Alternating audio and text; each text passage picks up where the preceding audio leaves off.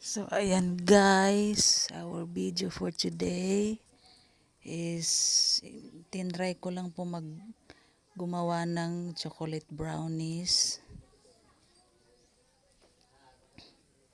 Dahil wala na akong time kahapon, pinaluto ko na lang dun sa labas.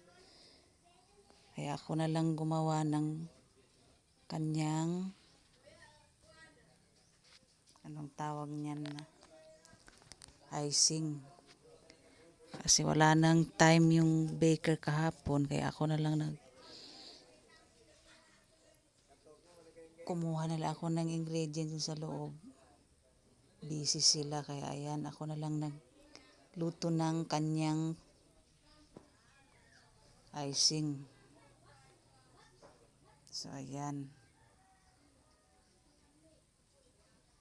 nilalagay ko lang sa topping niya para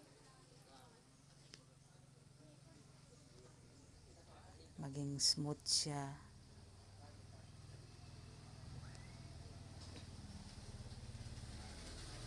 Siguro mga 5 minutes ko lang niluto yung ano niya, yung icing niya hanggang sa malapot. Yan kasi para habang nandyan siya sa apoy, mahina lang yung apoy, lagi siyang hinahalo para hindi mamumuo sa ilalim, para hanggang malapot siya bago natin hamuin. So ayan na, so okay na siya. Papahid ko na sa kanyang toppings.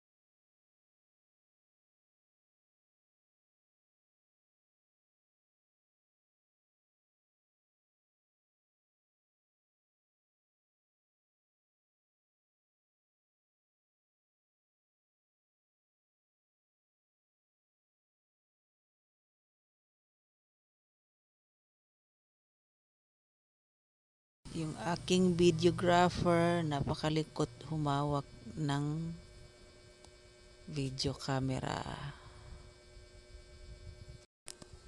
Napadaan lang ako sa palengke kahapon, din ako nakapagpamili ng ulam kasi hapon na.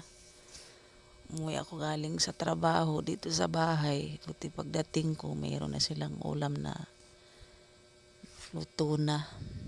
Pritong isda at adobong atay. At ako'y gutom na gutom. Kumain ako kasi siyempre fasting muna tayo. Alam na ninyo. Kaya kumain ang iyong besi, ginutom pagdating dito sa bahay. Ayun. Meron na silang pang iftar na naka-ready na. Hindi kasi ako nakapagpamili ng mga ulam kasi yun nga, kinapos na ako ng oras. Medyo hapon na ako umuwi dito sa bahay galing sa trabaho kahapon.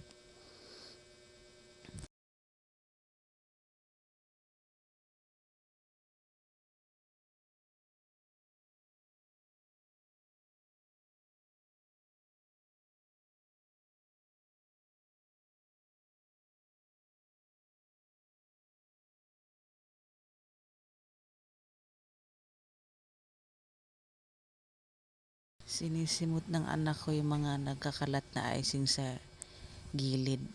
Masarap daw kasi sabi niya, sayang ma, sabi niya. Ay, masarap daw. Sabi ko, alam naman niyo na magaling talaga magluto ang mama niyo.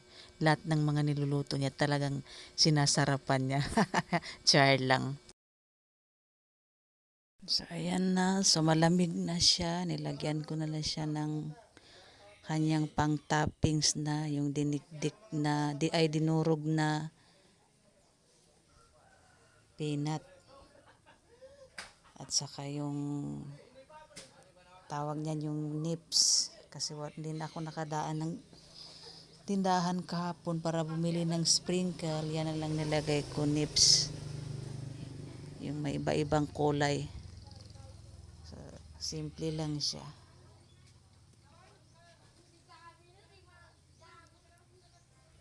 So, yan lang ang video natin for today, mga guys. See you next time. Bye!